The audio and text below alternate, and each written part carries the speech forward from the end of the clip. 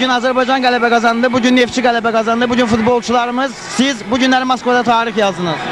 Demək olar ki, bu oyun bizim üçün demək olar ki, bəlkə tarixdə ikinci belə bir hadisə olur. Çünki dediyimizə bizim məşqçimiz Səlim Mirzəoğlu'nun dediyinə görə belə bir şey 66-cı ildə olub. Bu da bir ikinci idi, biz onu yazmalıydıq. Çünki oyundan qabaq demək olar ki, bizim rəhbəri bizim qarşımızda elə bir sözlər dedi ki, biz ancaq və ancaq biz razı olardıq bu meydanda qalaq, meydandan qələbə ilə çıxaq.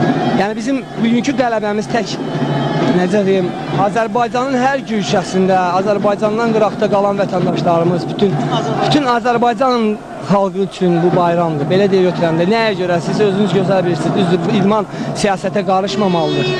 Biz bunu siyasətə bağlamırıq.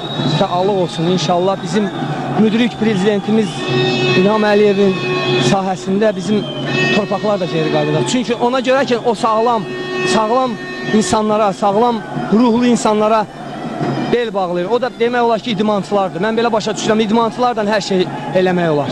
Vaqto musiqi, Cəngiz Adası, Erməni və meydan. Nə hiss edirsiniz? Biz ancaq və ancaq elə bil özümüzü Azərbaycanda hiss edirdik. Biz özümüzü qərib bir yerdə hiss eləmirik. Qələbəni kimə həsr edirsən Hüseyin? Mən qələbəni bütün Azərbaycan xalqına həsr edirəm. Bütün Azərbaycanın vətəndaşlarına həsr edirəm. Çünki bu bilirsiniz nə qələbəsidir.